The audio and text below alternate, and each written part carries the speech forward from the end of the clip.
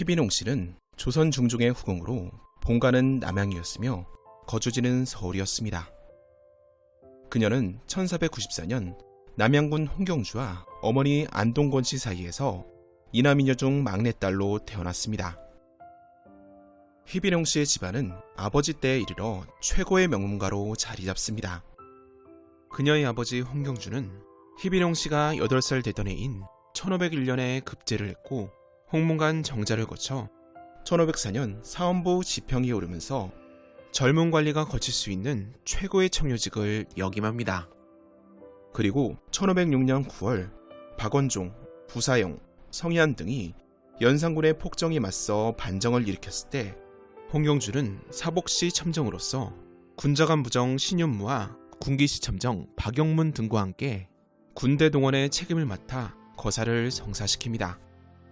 이러한 공헌을 인정받아 그는 영의정 유순과 우의정 김수동의 추천에 힘입어 동부승지에 오르게 되고 얼마 지나지 않아 반정 공신들과 함께 전국 공신 1등에 착륙되면서 남양군에 봉해집니다. 공신이 되면서 출세가도를 달리게 된 홍경주는 도승지에 임명되었고 이듬해인 1507년에 이과 등이 성종의 아들 견성군을 옹립하려고 했던 난이 일어나자 이를 진압한 공로로 또다시 정남공신 2등에 오르고 병조판서가 되어 직영연사를 겸하게 됩니다. 얼마 지나지 않아 좌의정 박원종에 의해 이조판서에 청거된 그는 1509년 판중추부사를 거쳐 호조판서가 되었다가 1510년에는 좌참찬에 오르는 등 요직을 거치면서 정권의 핵심 인물로 떠오르게 됩니다. 그리고 홍경주의 형인 홍경림도 중종반정에 참여를 해 전국공신이 되면서 당대 한 집안에 공신을 2명이나 배출하게 됩니다. 이권군에 봉해진 그는 호조참판, 전라도 관찰사, 공조참판, 공조판서 등 주요직을 역임하면서 남양 홍씨 가문을 더욱 빛나게 합니다. 이처럼 당대의 명망 높은 공신 집안에서 태어난 희빈홍 씨는 남부러워할 정도로 어린 시절을 유복하게 보냅니다. 외가 집안 또한 대단했습니다. 외할아버지 권금성은 세조 때 영의정을 지냈던 정인지의 사위였기에 아버지 홍경주는 정인지의 손녀 사위이고 희빈홍 씨는 정인지의 외증손녀였습니다. 그리고 희빈홍 씨의 친할머니는 양천부원군 허손의 셋째 딸로 양천허 씨 집안에서 형제 청백리로 유명한 우의정 허종과 좌의정 허침의 여동생이었기에 허종과 허침은 홍경주에게 외삼촌이 됩니다. 이처럼 그녀의 집안은 당대의 공신을 배출하고 학식과 명망 그리고 왕실과의 혼맥을 두루 갖추면서 명실공히 명문가의 반열에 오릅니다. 높아진 가문의 위상은 자식들의 혼례에까지 영향을 미칩니다. 희빈홍 씨의 큰오빠 홍우령은 보령 신씨 신영홍의 딸과 혼인을 했지만 신씨가 일찍 죽는 바람에 원주 목사를 역임한 안동권 씨 권호의 딸과 재혼을 합니다. 이때 첫 번째 부인 신씨는 영의정을 지낸 신숙주의 증손녀였으며 재혼한 권 씨는 찬성 권제의 손녀로 공신에 착륙된 권반의 증손녀이고 우의정을 역임한 권람의 종증손녀였습니다.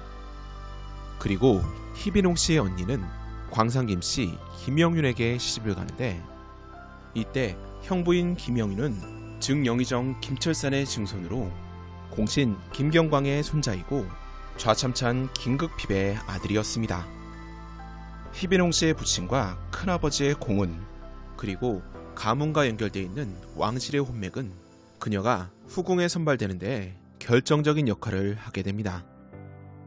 1506년 9월 2일 중종반정이 성공한 이후 공신들은 연산군을 왕위에서 축출하고 진성대군을 보위에 올리는데 이가 바로 중종입니다. 왕의 폐위와 즉위가 대신들에 의해 이루어졌기 때문에 중종은 실제적인 권력을 가지지 못했고 공신들이 정치적 주도권을 잡게 됩니다. 왕의 위상이 상대적으로 약해지고 공신들의 권력이 강화된 모습은 중종의 부인인 당경왕후 신씨를 폐위시킨 사실에서 확인할 수 있습니다. 반정일로부터 7일 후인 9월 9일 반정공신들은 신씨가 연산군의 처남인 익창부원군 신수군의 딸이라는 이유로 그녀를 폐위시키자고 중종을 압박합니다. 공신들이 신씨의 축주를 건의한 내용이 실록에 남아있습니다. 유순, 김수동, 유자광, 박원종, 유순정, 성희안 및 육조참판 등이 같은 말로 아뢰기를 거사할 때 먼저 신수군을 제거한 것은 큰일을 성취하고자 해서였습니다. 지금 수군의 친딸이 대뇌에 있습니다. 만약 궁곤으로 삼는다면 인심이 불안해지고 인심이 불안해지면 종사에 관계됨이 있으니 은정을 끊어 밖으로 내치소서 하니 정규하기를 아래는 바가 심히 마땅하지만 그러나 조강지처인데 어찌하랴 하였다. 모두 아뢰기를 신등도 이미 요량하였지만 종사의 대계로 볼 때 어쩌겠습니까? 머뭇거리지 마시고 쾌히 결단하소서 하니 정규하기를 종사가 지극히 중하니 어찌 사사로운 정을 생각하겠는가? 마땅히 여러 사람 의논을 쫓아 밖으로 내치겠다 하였다. 얼마 뒤에 정규하기를 속히 하성이 정현조의 집을 수리하고 소재하라. 오늘 저녁에 옮겨나가게 하리라 하였다. 반정공신들이 중종에게 신씨를 내칠 것을 요구한 명분은 신수군의 딸을 왕비로 삼으면 종묘사직이 위태롭게 된다는 것이었습니다. 그러나 그들이 내세운 명분 이면에는 자신들의 입지를 더욱더 강화하려는 의도가 있었습니다. 공신들의 불순한 생각은 1515년 패비 신씨의 보기를 위한 상소 내용 중에 확인이 됩니다. 전국 당초에 박원종, 유순정, 성희안 등이 이미 신수군을 제거하고는 왕비가 곧 그 소출이므로 그 아비를 죽이고 그 조정에 사면 뒷날 후환이 있을까 염려하여 바르지 못하게 자신을 보전하려는 사사로움을 위하여 폐위시켜 내보내자는 모의를 꾸몄으니 이는 진실로 까닭없고 또 명분도 없는 것입니다. 당시 조정의 실권을 잡은 반정공신들은 신씨가 왕비에 오르게 되면 후일 힘을 키워 부친과 형제를 죽인 자신들에게 복수를 하지 않을까 하는 걱정을 했을 것입니다. 중종은 조강지처임을 내세워 신씨의 폐출을 반대했지만 반정공신을 중심으로 한 신하들의 압박을 못 이기며 그녀를 사가로 내쫓게 됩니다.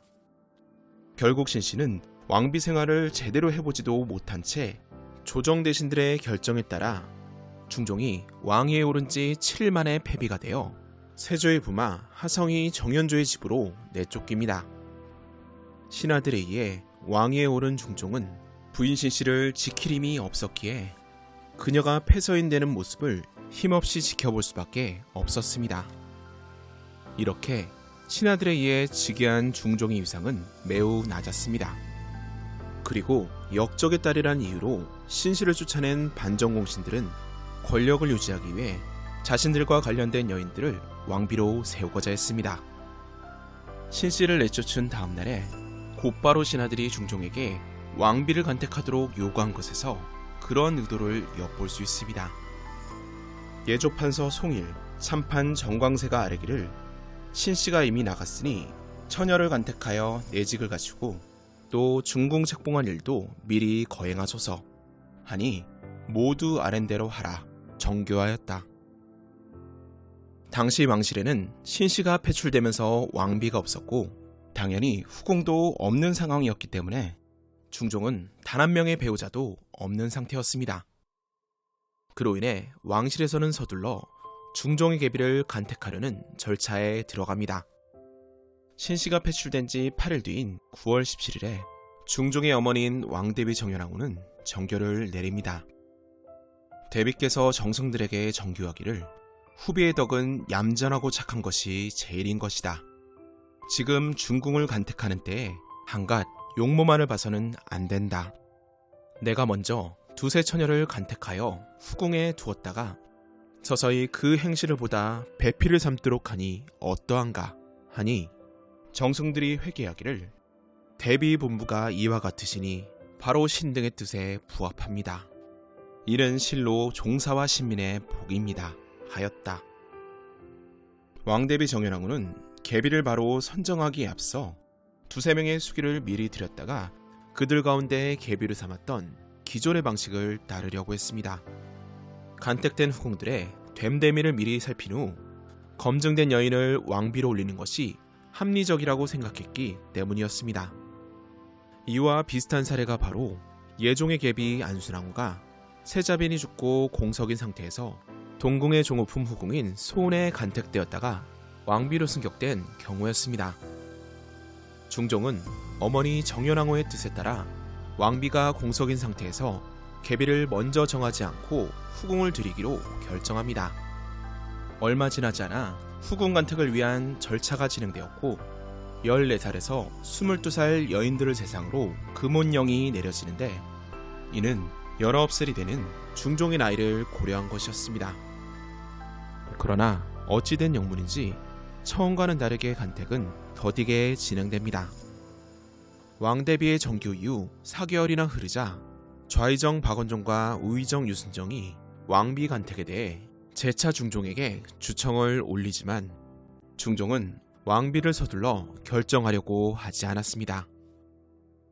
좌의정 박원종, 우의정 유순정이 빈청에 나아가 문안하고 이어 아뢰기를 중궁을 지금까지 정하지 않으시니 온 나라 신민이 모두 미안히 여기고 있습니다. 청컨대 일찍 정하소서 하니 정교하기를 아랫말은 당연하나 나로서도 스스로 정할 수 없다 하였다. 결국 간택은 더 이상 미룰 수 있는 일이 아니었기에 절차를 거쳐 여러 명의 후궁들이 뽑혀 입궁을 하게 됩니다. 이때 후궁 간택에 관한 진행 과정이 기록되어 있지 않아 자세한 내용은 알 수 없지만 후궁들의 아버지에 대한 실록의 기록을 통해 몇 가지 사실들을 추정해 볼 수 있습니다. 수기용 씨, 윤 씨의 부친은 이미 승수가 되었는데 나 씨, 박 씨의 부친만이 은혜를 입지 못하였습니다. 청컨대 박 씨의 부친으로 서반의 참상을 삼고 나 씨의 부친으로 동반에 승수하여 복록을 넉넉히 주게 하소서. 간택 당시 4명의 규수가 뽑혀 종이품 수기에 오르게 되는데 이들이 바로 수기용 씨, 수기윤 씨, 그리고 수기나 씨와 수기 박 씨였습니다. 당시 박원종의 추천으로 간택된 수기 박 씨를 제외한 3명의 후궁들은 반정공신의 핵심 집안 처자로 아마도 그녀들은 미리 내정돼 있던 것으로 추정됩니다.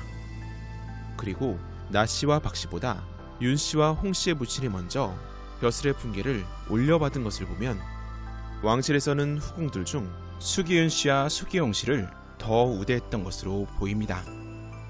이렇게 홍경조의 딸 희빈홍 씨는 부친의 출세와 가문의 힘에 의해 3명의 여인들과 함께 종이품 수기에 봉작되는데 당시 그녀의 나이 13세였습니다.